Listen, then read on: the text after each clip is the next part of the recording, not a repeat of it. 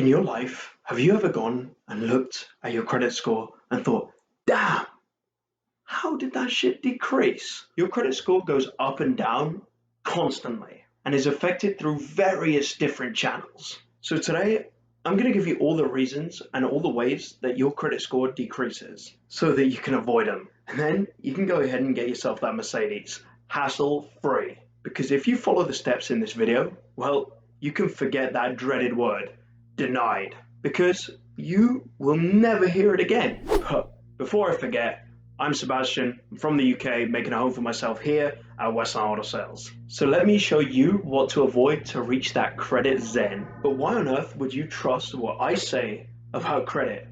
Sure, I only work in a buy here, pay here dealership. I'm not a credit guru or anything like that. Well, when I first moved here to the States, I also had no idea about credit. The things that bring it up, the things that bring it down, I really had no clue. So what did I do? Well, through a couple of conversations with some credit experts, as well as a little bit of research, at the age of 20 years old, I've been able to achieve a credit score of almost 800 without the aid of any large lines of credit, such as mortgages or car payments. So while I may not be the best source ever, well, I have a pretty bright idea on exactly how credit is brought up and credit is brought down. Now, enough of my gloating, let's get straight into this. Now, I am going to start with a couple of the super obvious ones, so bear with me and don't get bored, because I promise you at the end of this video, there will be some juicy ones. Right, so how is credit affected? Firstly, late or no payment at all? Well, that's a big no-no. Well, a couple days late on a payment will likely be no problemo. However, if you're more than 30 days late, well, that's a much bigger problemo, because that information gets reported directly to the credit bureaus. FICO states that missed or late payments are the primary reason for credit reduction. And it's the most important factor when it comes to credit, because remember exactly what credit is, ladies and gentlemen. It's a track record of exactly how you've paid in the past. And if you have some dings in there that show missed payments, or you were 47 days late on paying your cable bill, well, all of that reflects poorly on you. Oh, and remember when I said that if you pay past the 30 days, it will still affect your credit score? Well, I lied. It actually varies on how late you pay. So for instance, someone who pays on the 30th day, well, might have a few points stripped away from them. But someone who pays 90 days late, well, you'll be looking at close to a 50-point reduction. So my advice, if you are going to pay late, which you shouldn't be, by the way, well, try and pay within a few days of your payment.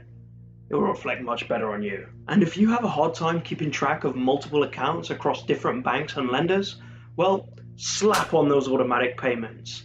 It always helps to not have to worry about it. Another reason why it may be decreasing is, well, major dents in large lines of credit. For instance, repossessions, foreclosures, bankruptcies, lawsuits, tax liens, anything like that. Even just having your account in collections, well, all of these are the hardest hitters, the home runs of credit depreciation, because these all show a severe lack of judgment in either taking the loan initially or money management at some point during that loan. And the reason that these are the hardest hitters is because, unlike a credit inquiry that only stays on your credit for about 2 years, well, these stay on your credit for more than 10 years.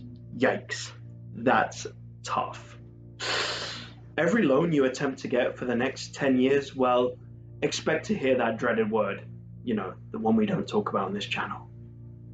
Deny. Because what that tells the lender is that you're just not a trustworthy fellow. They will just assume that you're not going to pay that back. And swearing up and down, well, that's not going to change their mind. The proof is in the paper. I'm not going to lie, that's a great saying. Tip of the day, the proof is in the paper. I like it. So those are my obvious reasons. Now on to the not so obvious reasons. Now these things you might even be doing and not realizing that it's affecting your credit score negatively. It could just be a case that you're too much of a baller, because an adjustment or an increase in your credit utilization rate, well, that can cause it to affect your credit score very negatively. Well, what may that be? what does that even mean? So let's say I have a credit card with, I don't know, let's say, to make it easy, $10,000 limit. And typically I was to spend around $2,000 a month on bills, etc., etc. This would come in at a standard 20% credit utilization rate. But next month I decide, what the hell? It's Christmas. I've been a good boy this year. Let me get myself my recliner chair. And then I go ahead and I put that on the same credit card and it costs me $4,000. Well, my monthly spending has just jumped from $2,000 right here all the way up to $6,000 right here, which turns my 20% all the way into a 60% credit utilization rate, which is a ginormous jump. Well, why would it affect it though if I'm just giving the bank more money? Well, the reason it is damaging is because, well, the banks are used to seeing me pay back $2,000, and having that massive jump gives banks a little bit of uncertainty whether I'll be able to pay back the full amount of $6,000. Credit is all about uncertainty. Banks see a score that's slightly subpar, well, the banks will already have their suspicions and be hesitant to give you that large line of credit that you want. Credit utilization, well, it makes up for about 30% of your overall score. And FICO recommends that you actually keep it under 30% usage. So if you do have that $10,000 line of credit, well, use only $3,000 of it. It will benefit your score. It's more of a case of just spend what you can, not on what you want. Man, that's another good tip of the day. Wow, off the tongue, easy today. All right, tip of the day number 2, or tips of the day, if you get my drift. The problem I find with credit is that it's a two-way street. You can pay super poorly and it will affect your score negatively, but you can also pay well throughout the loan, all the way through until the end, and it will still be affected negatively.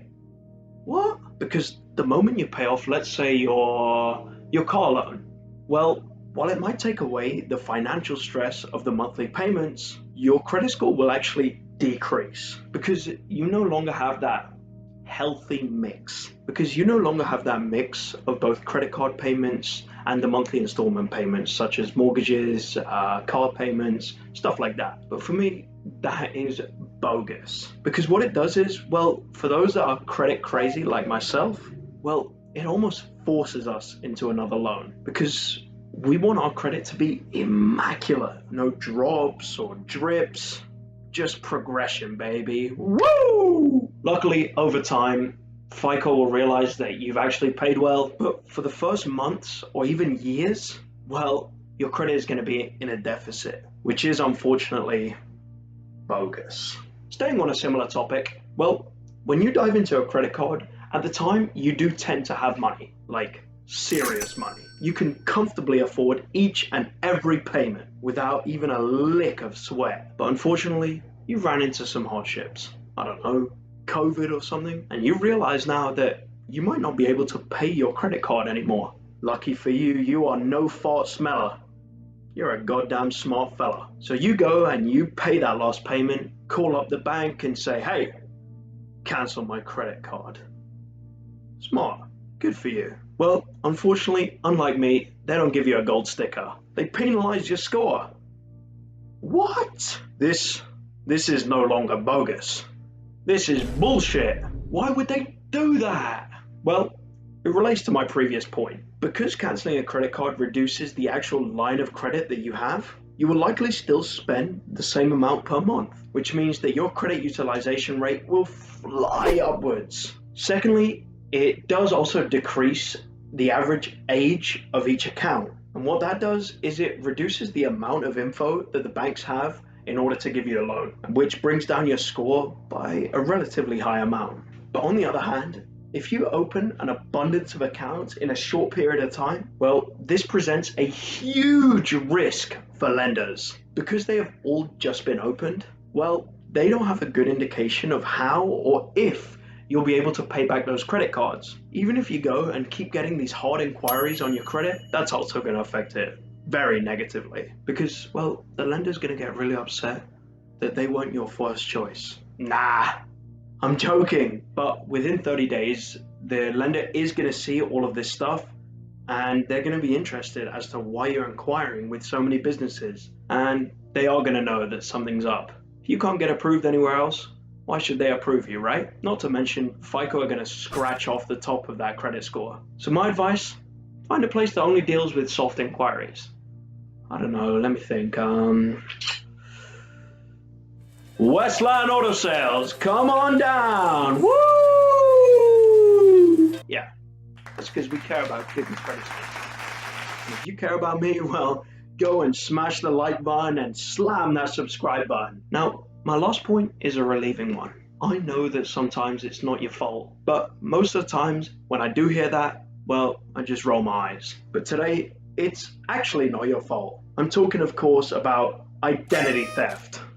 Well, probably shouldn't seem so stoked about that, but identity theft. And this is the worst reason, even though it's not your fault, because they just go around purchasing everything and anything with your credit card. Well, because they're playing the part as you. They don't have a wig or anything like that, but they have your social security number, your credit card numbers, probably your house address, and everything in between. However, there is ways to repair this before it gets too late. File reports with the FTC, or even just giving your bank a call can help drastically. But don't wait until it's too late. The second you see a false charge on your card that you 100% didn't spend, immediately freeze your card. Freeze it. Freeze it, call the bank, get them to send you a new one. They'll be happy to do it. Don't let them rack up thousands of bills under your name, because then it becomes a case of praying rather than having your effective strategy. Because if the banks see this as a personal charge, well, it turns into a massive pain in the ass for you. So, my final genius tip of the day, well, don't ever give out your credit card numbers or your social security card numbers to any strangers. This noggin brings out some corkers today. Anyways, I hope you got some valuable information from this video. Also, I'm going to do a video on exactly how to increase your credit score, so stay around for that. That's been me, over and out. Peace.